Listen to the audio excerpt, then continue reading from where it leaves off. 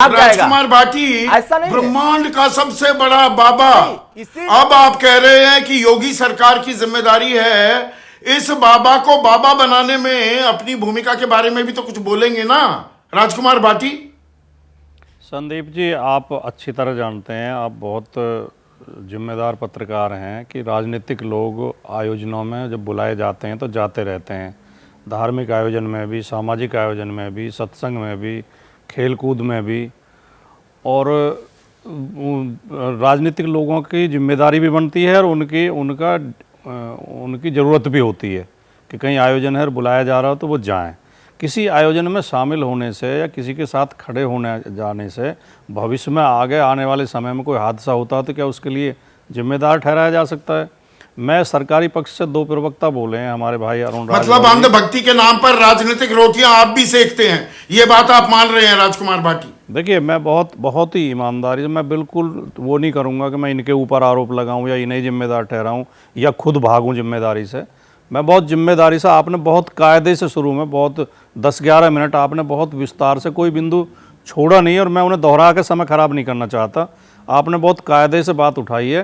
पहला सवाल तो, पहली समस्या तो यही है कि इस तरह के फर्जी ढोंगी बाबा रातों रात कैसे खड़े हो जाते हैं। ये हमारी अशिक्षा, हमारा अंधविश्वास, पाखंडी लोग कैसे समाज में पूजने लगते हैं, ये भी एक चिंता का विषय है।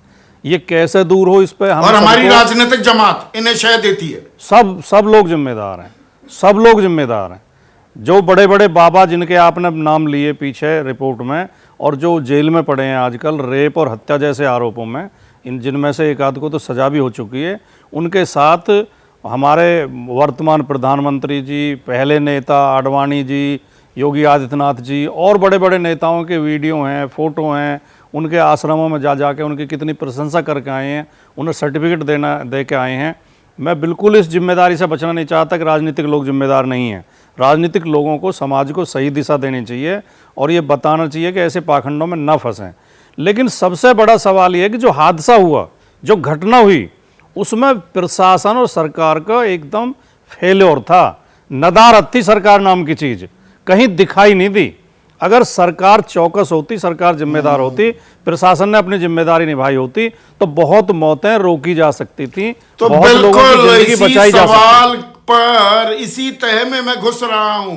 सरकार ही गायब थी, व्यवस्था ही गायब थी। अभय दुबे, जाने माने राजनीतिक विश्लेषक भी हैं मेरे साथ। अभय, अरे किसमें इतना दम था? 121 लोगों की हत्या, उसके पीछे सिस्टम था।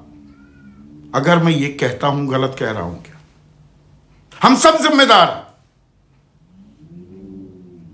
नहीं, आप बिल्कुल ठीक कह रहे हैं,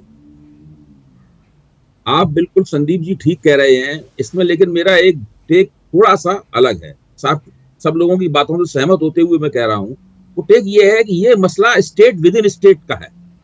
शुरू से ही जो भारत का राज्य है, इंडियन स्टेट है, उसने लगातार कुछ खास तरह के तत्वों को अपनी मिलिशिया बनाना है, अपनी पुलिस बनाना है, अपनी सिक्योरिटी एजेंसी बिना लाइसेंस लिए चलाना है और अपने दायरे में कानून और व्यवस्था की जिम्मेदार पुलिस के प्रवेश को वर्जित करने का अधिकार प्राप्त कर रखा है। सभी राम रहीम के आश्रम में भी यही स्थिति थी। ये जो नए भोले बाबा हैं, इनके आश्रम में भी यही स्थिति थी। तो हरियाणा में बाबा वाला कांड हुआ था, कई दिन तक होता रहा, हम सब लोग जानते हैं, उसमें भी यही स्थिति थी। इन सबके पास अपनी मिलिशिया होती है, अपनी फौज होती है, अपनी पुलिस होती है। आपने खुद ही विस्तार से बताया कि कितनी टुकड़ियां वगैरह वगैरह क्या थी, और इनको भारतीय राज्य इजाजत देता है। ये इजाजत स्पष्ट रूप से कागज पे नहीं दी जाती है, लेकिन अनौपचारिक रूप से उनको ये इजाजत होती है कि वो राज्य के भीतर अपना राज्य बना लें, स्टेट के भीतर अपनी स्टेट बना लें। और जब तक कोई बड़ी दुर्घटना नहीं होती या कोई भीषण और भयानक अपराध का पर्दाफाश नहीं होता, तब तक हम इस राज्य के भीतर राज्य परिघटना की चर्चा नहीं करते। फिर हम लोग अव्यवस्था, क्या हम सबक लेंगे या पर्दादारी हो रही है? अतीत में गिनवाया जा रहा है कौन किसे क्या कहता घूमता था। कोई जिम्मेदारी तय होगी अब है? 100%। देखिए, हर पार्टी, हर नेता इसमें जिम्मेदार है। सब लोगों को वोट दिखाई पड़ते हैं। एक बाबा बैठा हुआ है, उसके सामने लाखों लोग बैठे हुए हैं, उसके दीवाने हैं। सब लोगों को अपने वोट दिखाई पड़ते हैं। राम रहीम को जितनी पैरोल मिलती है वो ऐतिहासिक है। अगर उसकी पैरोल को सजा से ज्यादा तो वो पेरोल और फरलो के ऊपर छूटता है। ये स्थिति है। तो मैं ये कहना चाहता हूं कि जब तक इसके ऊपर सारी पार्टियां एक मत नहीं होंगी, इस प्रकार के बाबावाद को समाप्त करना है। देखिए, इसकी दो कैटेगरी है बाबाओं की। एक संपन्न लोगों के बाबा हैं, वहां पे कोई दुर्घटना नहीं होती, वहां अपराध वगैरह भी नहीं होता। वो संपन्न लोगों का बाबा प्रवचन वगैरह चलता रहता है। हम सब लोग उन बाबाओं को भी जानते हैं, उनके बहुत ही विशालकाय बड़े मंदिर है, उनका नाम लेना वगैरह भी ठीक नहीं है। लेकिन जो कमजोर जातियों के बाबा हैं, जो डेरे हैं सारे के सारे, वो कमजोर जातियों के हैं। ये वाले बाबा जो जिस बाबा की यहाँ चर्चा हो रही है, वो भी कमजोर जातियों का बाबा है। अच्छा, उनकी बहुत भीड़ होती है, उनके वोट सबको चाहिए। ये इस पूरी प्रक्रिया में होता क्या है कि जो राज्य के वोट भीतर राज्य की चाहिए, संस्था वोट पनप का रही खेल है, चुनावी फसल खड़ी की जा रही है, अंधभक्ति का प्रचार प्रसार भी हो रहा है, असली और नकली बाबा का भी खेल इसमें शामिल है। फिर से मैं कहना चाहूंगा, सनातन धर्म में, हिंदू धर्म में बहुतेरे ऐसे बाबा हैं जो पूज्य हैं, आस्था के प्रतीक हैं, जिंदगी जीने का, निर्वाण प्राप्ति का राह दिशा हमें बताते हैं, लेकिन फर्जीवाड़ा करने वालों की भी तादाद कम नहीं है।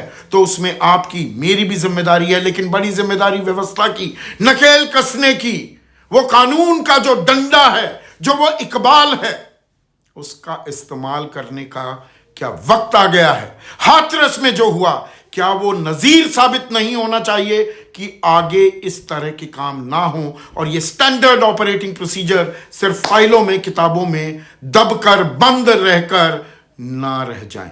जैसे ही घड़ी का काटा दोपहर 2:30 पे आए, बबीता जी का दिल सास बहू साजिश के लिए मचल जाए। और ये है इनकी बहू, पूरे दिन ऑफिस की टेंशन हो जाए गॉन जब ये करें अपना फेवरेट शो फ्री टाइम पे ऑन। इनकी तरह आप भी देखिए अपना फेवरेट शो अपने टाइम पर और डाउनलोड कीजिए एबीपी लाइव ऐप अपने स्मार्ट टीवी पर।